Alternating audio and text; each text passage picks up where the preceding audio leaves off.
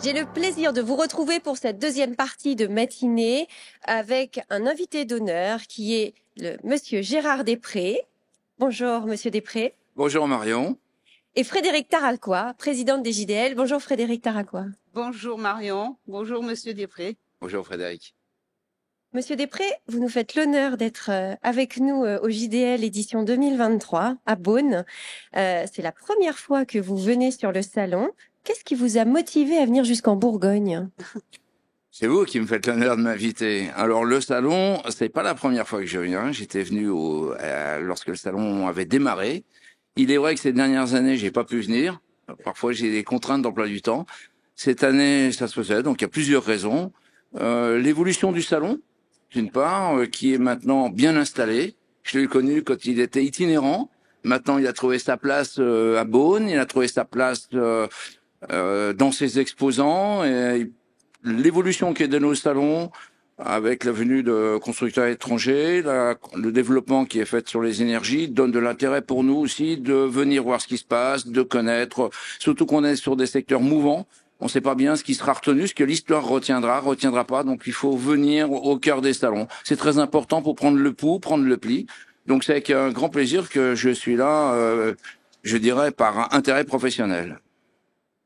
Frédéric Taraquois, vous avez peut-être quelque chose à demander quand même à monsieur Després, parce que vous êtes vous sur un marché, les JDL, comme on le disait tout, enfin monsieur Després le disait, mouvant et qui évolue très vite. Ça évolue très vite dans les nouvelles technologies et les énergies alternatives. Alors moi, monsieur Després, j'aurais une question à vous poser. Où va-t-on?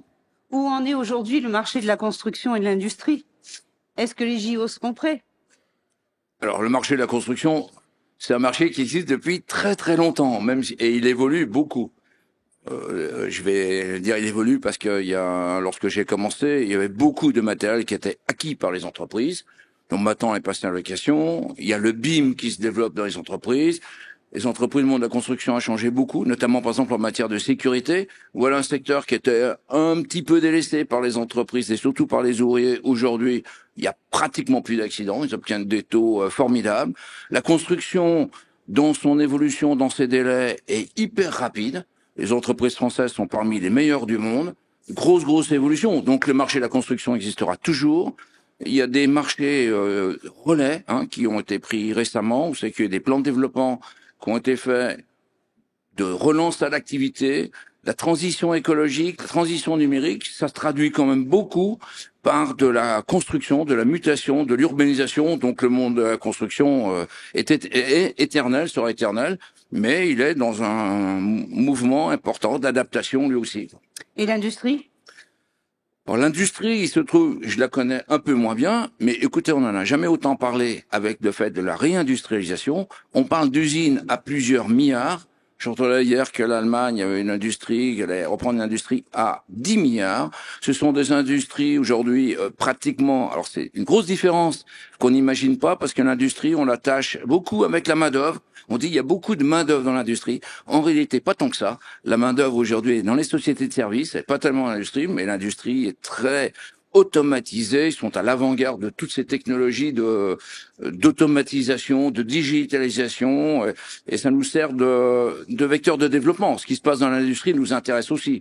Donc l'industrie n'est pas morte, même au contraire, puisqu'avant c'était un peu le coût de la main-d'œuvre qui pouvait dissuader les industriels de rester, on va dire, sur les pays occidentaux. Aujourd'hui, c'est pas le coût de la main-d'œuvre, c'est la technologie qui fait la différence. Et je pense que la technologie, on l'a dans les pays occidentaux, États-Unis, Japon, Europe, France aussi. Il y a de très belles industries en France qui sont aussi leaders mondiaux dans leur domaine d'activité.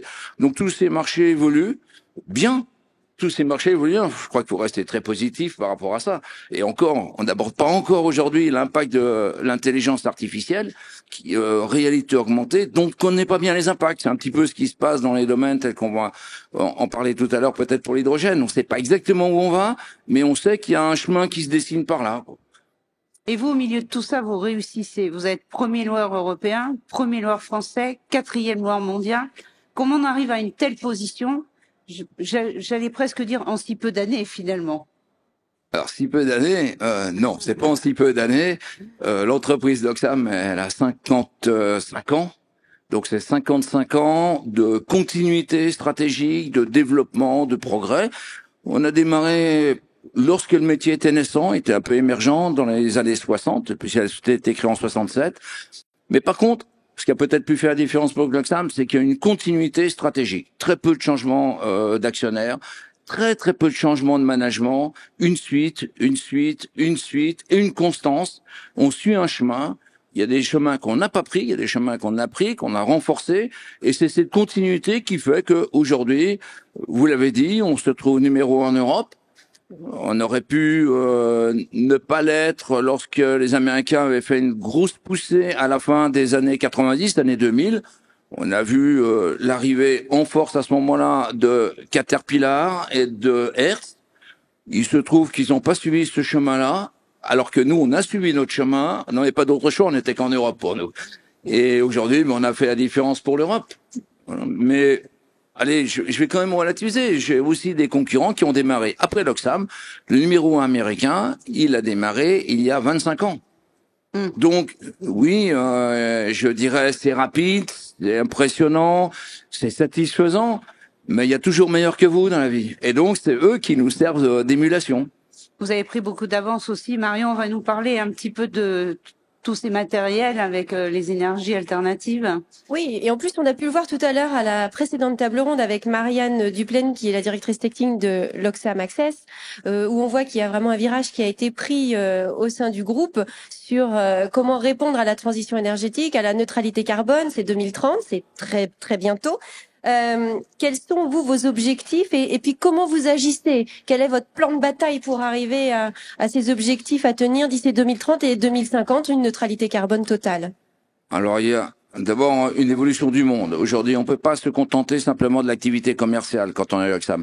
On est obligé d'inscrire ça dans un cadre, ce qu'on appelle de RSE, oui, complet, qui soit avec des piliers humains.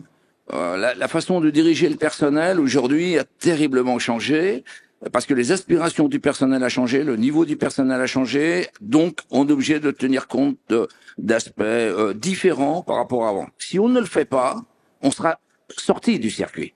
Ce qui fait qu'on est en évolution constante, mais on peut être aussi rattrapé par des petites entreprises qui vont prendre ces considérations-là en compte. Si vous n'avez pas en compte des problèmes d'éthique, si vous n'avez pas en compte des problèmes de whistleblowing, votre entreprise, elle va s'arrêter. Non pas parce que vous avez les machines dans la cour, vous n'auriez pas les machines dans la cour, mais parce que ça fonctionne pas. Si vous prenez pas en compte votre environnement, l'écosystème dans lequel on est, qu'est-ce qui a fait le développement de l'Oxfam? C'est parce qu'aussi on s'est intéressé à participer à des salons comme cela, on a créé des associations, on a permis l'émergence de l'aviation, de la faire connaître, de faire connaître notre métier. On est obligé de s'inscrire dans ce cadre-là. Et dans l'environnement global, c'est même pas pensable qu'on pense pas décarbonation pour ce qui nous concerne. Si je ne fais pas un effort en 2023 sur notre parc, comment voulez-vous qu'en 2030, j'ai le parc qui correspondra aux attentes des clients alors que toutes les portes seront fermées? Il y a les zones de faible émission, on pourra plus y être. Donc, ne pas faire ça, c'est être mort. Voilà. Donc, le contexte étant là, il faut s'intéresser à ça, se mettre dans un contexte qui permettra de réussir. Donc, nos orientations qui ont été faites, elles sont déterminées, elles sont volontaires. Il y a des personnes qui s'en occupent parce que on est obligé, pour tenir nos objectifs de 40% de notre parc, quand on a un parc à plusieurs milliards, eh bien, dès maintenant, il faut investir dans ces nouvelles énergies, rechercher les matériels, appuyer les fournisseurs qui le font, inciter les fournisseurs à faire différemment. On a un pouvoir d'achat qui nous permet de discuter avec les fournisseurs et leur dire, regardez de ce côté-là.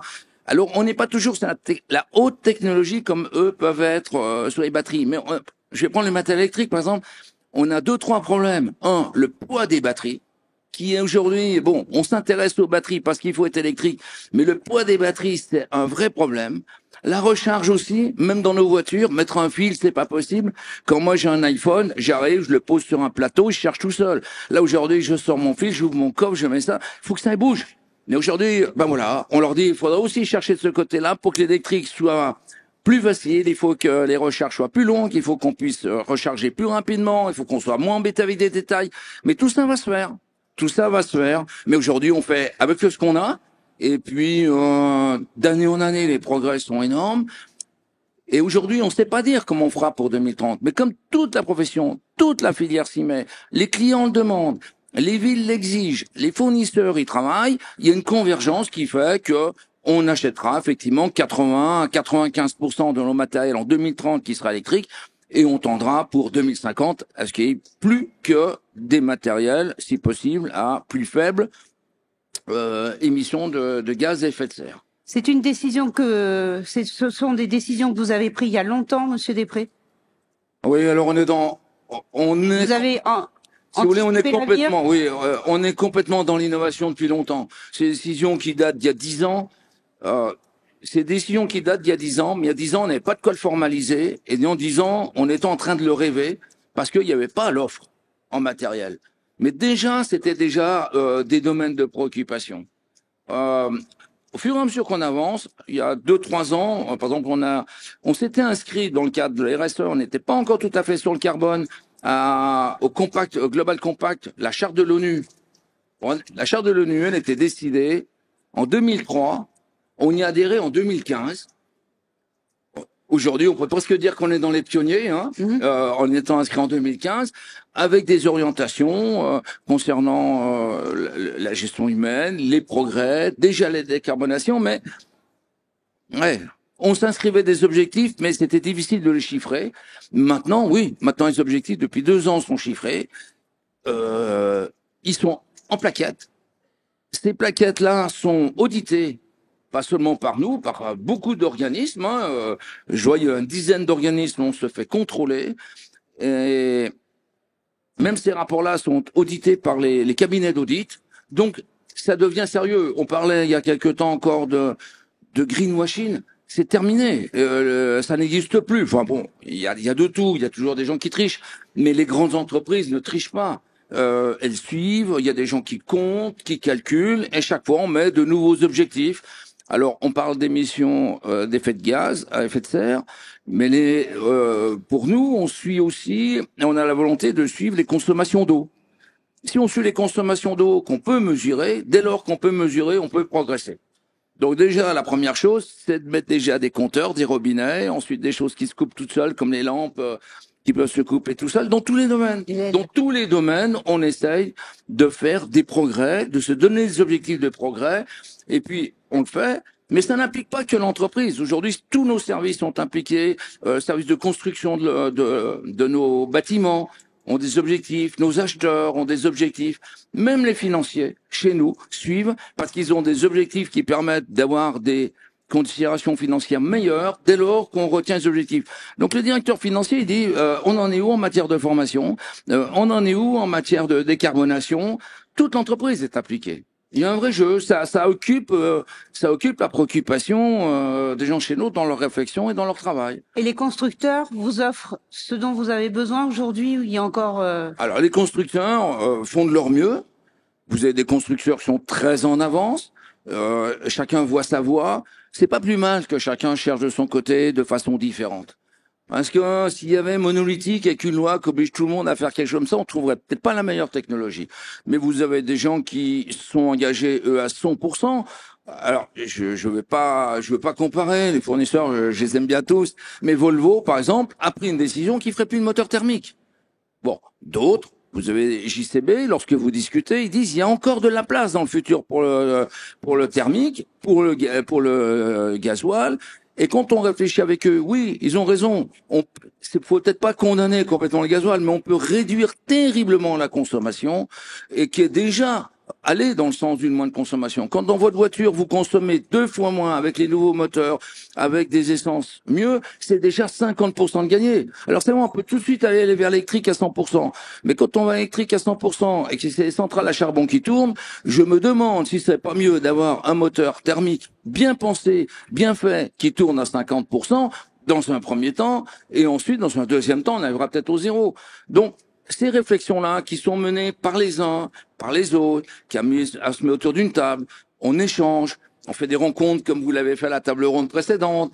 L'Oxfam aussi, de son côté, organise des rencontres sur la sécurité et l'environnement où on échange avec nos fournisseurs, on échange avec nos clients. Je vais pas vous voler le végétarien, mais nos rencontres de la sécurité, elles ont lieu la semaine prochaine, ce qui montre qu'on s'intéresse, on cherche chacun de son côté comment on améliore la diminution des émissions, comment on améliore la sécurité. Et c'est ce foisonnement-là qui fait que j'ai assez confiance qu'on y arrivera. Ça, c'est l'expérience de ma vie. Hein. Je suis à la fin de ma vie professionnelle. Qui veut qu'il faut pas désespérer, les gens sont pas fous, les gens sont sérieux, il y a quand même des gens instruits, il y a quand même des gens intelligents, il n'y a pas des gens qui veulent que la mort de la planète, mais ça se fait pas comme ça par coup de baguette ou par loi. Il faut un peu de temps, un peu de bon sens, mais on y arrive. Et on y arrive parce qu'il y a quand même des limites qui sont mises. Il y a des villes dans lesquelles aujourd'hui on ne rentre plus si on est en matière thermique. Alors on se plaint beaucoup de villes françaises, parce que c'est de bon ton. Mais à l'étranger, San Francisco, Oslo, où nous sommes, c'est zéro. C'est déjà zéro. Si vous n'avez pas le matériel électrique, c'est même pas la peine de penser aller y travailler. Donc on a des agences à Oslo qui ne sont dites, voilà, pour le symbolique, que vertes. Voilà, ils n'en ont pas de moteur thermique dans cette agence, parce que sinon ils travailleraient pas. Voilà. Donc, la France elle est comme les autres. Quand il s'agit de certaines villes, on respecte un peu. Mais c'est parti. C'est parti. Et puis, parfois, il y a des effets induits qui sont assez bons. On travaille beaucoup sur le matériel électrique, mais l'effet induit qui plaît le plus aux gens, c'est la nuisance sonore. Les voisins, les gens ont dit, il n'y a pas de bruit sur le chantier, qu'est-ce qui se passe? Et c'est presque ça qui rend plus l'intérêt de l'électrique pour l'environnement. C'est un effet induit du moteur électrique. Voilà. Eh ben, un bienfait en disant, ben, vous avez plus de nuisances sonores, fait que ils achèteront peut-être électrique et il y aura moins d'émissions de gaz à effet de serre. Est-ce que l'hydrogène, ça fait partie de votre mix énergétique? Alors, l'hydrogène en fait partie. On y travaille, on est associé avec des producteurs d'hydrogène, on a des groupes électrogène et hydrogène, on fait des chantiers qui fournissent de l'énergie, et là, les premières expériences, parce qu'on fait ces expériences-là, même si elles nous coûtent, on les fait, et on en fait régulièrement parce qu'on apprend de toute expérience. On voit que c'est difficile à transporter, il faut qu'on trouve des solutions. On voit que la législation n'est pas adaptée. On ne nous permet pas de mettre les bouteilles à côté parce que soi-disant ça explose. Ça n'explose pas. La législation vous empêche de le faire. Donc il faut faire bouger la législation, il faut faire bouger les comportements, il faut faire bouger beaucoup de choses. On continue à travailler sur l'hydrogène et qu'est-ce qu'on s'aperçoit? Aujourd'hui, je vous parle là de juin 2023, que l'hydrogène est plus fait pour certains types de consommation, c'est-à-dire des poids lourds, des bateaux, beaucoup plus que pour du petit matériel. Donc, dans la chaîne de décarbonation, il y a des choses qui seront électriques, il y a des choses qui resteront peut-être diesel, comme le pense peut-être JCB, et il y a des choses qui seront hydrogène. Alors, on a moins de chances de les trouver quand c'est en mobilité que quand c'est en industrie, parce que ça se ne transporte pas comme ça. Aujourd'hui, pour transporter l'hydrogène, ça nous coûte plus cher en carbone par le transport que de prendre une cuve à fioul. Bon. Mais il faut continuer l'expérience. Donc aujourd'hui, là où j'en suis aujourd'hui, mais je vais refaire un tour du salon, hein. Il y en a quelques-uns, puis très la question. On est plutôt poids lourd, train, bateau, industrie que la petite mobilité. Oui. Donc chaque énergie va trouver son segment. Voilà. Maintenant. On tâtonne, je peux me tromper, et puis ils peuvent faire des progrès, puis la technologie peut améliorer les choses. Non, ça, l'état de l'art, elle est là dans la connaissance que l'Oxfam a de l'hydrogène. On y investit, mais ça sera pas 80% de notre parc demain. Là, aujourd'hui, il y a beaucoup de matériel? Hydrogène, essentiellement des groupes électrogènes. Les autres, non. On n'a pas, nous, des poids lourds, on n'a pas, nos natures de poids lourds ne le permettent pas, nous. Certains qui ont des SMI, faudrait demander à ceux qui travaillent dans le poids lourd, mais vous n'avez pas des poids lourds véhicules légers avec de l'hydrogène. Pas encore. Ouais. Alors, on voit vraiment que le monde change très rapidement. Dans quelle direction, selon vous, nous allons, d'un point de vue économique et puis d'un point de vue technologique? Alors, d'un point de vue économique, la construction dépend quand même pour partie du privé et pour partie du public. Donc le public, il a ses contingences économiques. Jusqu'à présent, après le Covid, il y a eu beaucoup de plans de relance qui ont été faits.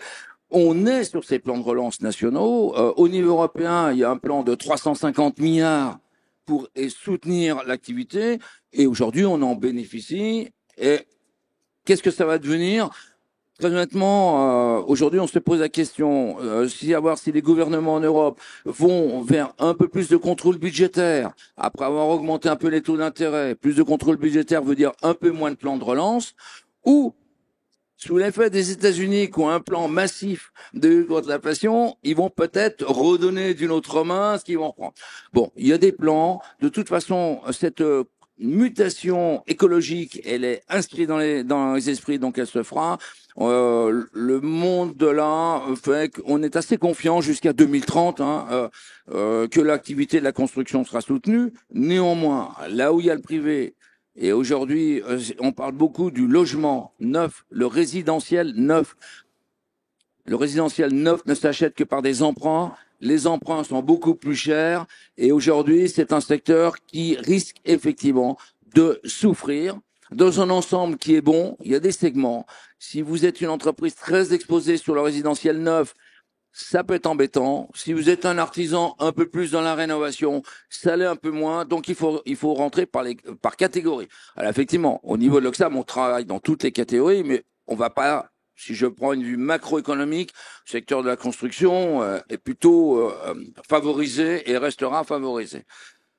Après, sur le plan des techniques, des technologies, je le disais, nos matériels que nous achetons aujourd'hui, je suis pas sûr que ce qu'on achète ces 2 dernières années dure aussi longtemps que les précédents. Je suis pas sûr qu'on arrivera à les revendre avec.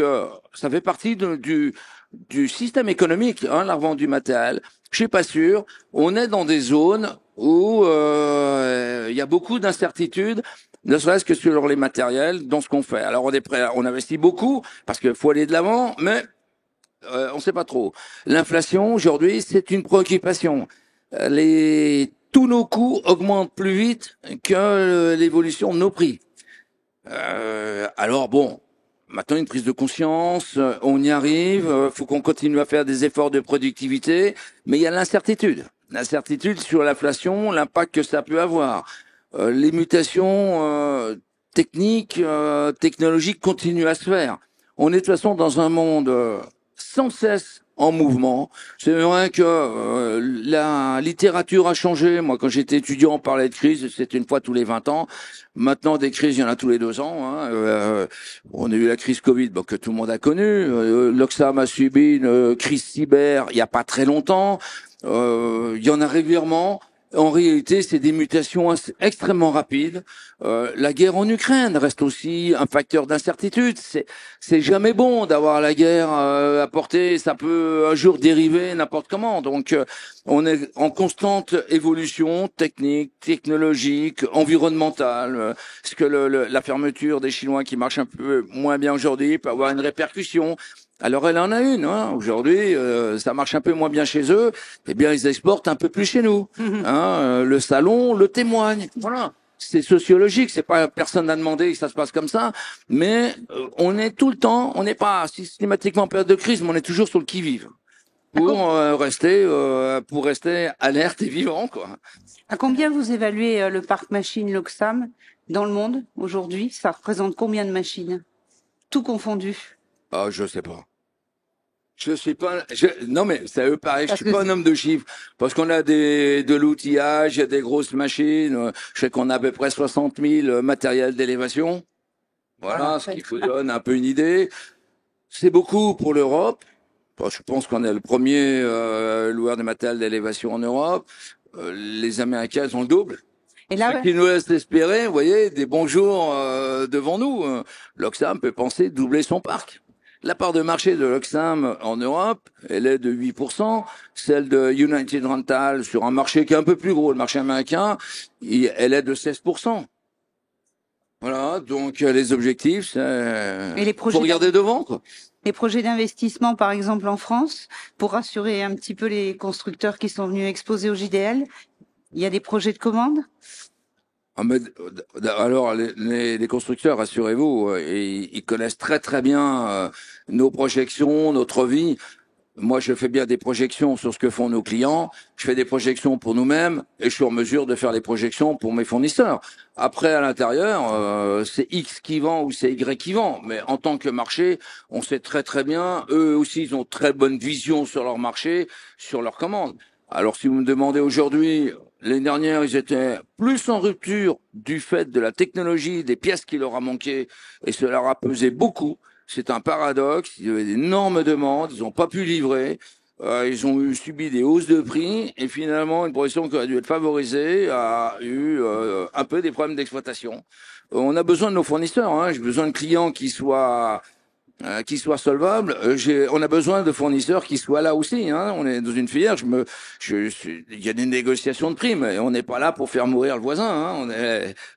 On est engagé dans une filière. Je suis content, moi aussi, que votre salon marche bien. Je me souviens, on vous a rencontré il y a 2 ans quand c'était le Covid. Bon, c'était pas très bien pour personne. Hein. Voilà, mais c'est toujours mieux. Donc, pour les fournisseurs, oui, il y a des commandes. Je vous dis, on est orienté jusqu'à 2030. Nos parcs, il faudra qu'on les change. On n'aura pas le choix de les changer. Donc eux, ils peuvent se dire entre 2023 et 2030, combien il y a de marché dans le monde, combien va changer. Ils sont tous en mesure de faire ces projections eux-mêmes. Bon, s'ils savent pas, ils me demanderont, je leur dirai. Hein. Mais il n'y a pas de problème.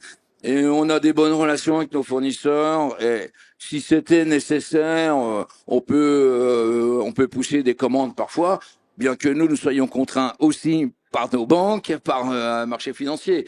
Mais à la marge, tout s'arrange. Merci, Monsieur Després. Merci, Frédéric Taraquois. Merci, c'est moi qui remercie. C'est les JDL qui vous remercient, Monsieur Després, de nous faire l'honneur d'être. Non, mais je vous félicite, Frédéric. Je vais vous appeler comme ça parce que quand on est dans un métier comme moi depuis très longtemps, vous êtes dans le métier depuis aussi longtemps que moi. On a l'occasion de se croiser, mais chacun vit sa vie. Je vous remercie pour votre journal, hein, et d'organiser un salon en France. C'est bien. On n'a pas évolué parce que avec ça le crée, même nombre de zéro. Non, mais ça crée un écosystème. Ça permet aux clients, aux clients français d'être là, de rester dans le coup. Ça fait une émulation. C'est très très utile de le faire. Et je vous encourage à persévérer, et à continuer votre propre développement. On a encore quelques idées. Je vous le souhaite. On va aller inaugurer le salon, Monsieur Després. Merci infiniment. Merci beaucoup. Merci mesdames. Au revoir. Effectivement, maintenant, nous allons nous retrouver pour l'inauguration des JDL 2023. Et puis, moi, je vous dis à tout à l'heure, à partir de 14h30 pour une prochaine conférence. À tout à l'heure.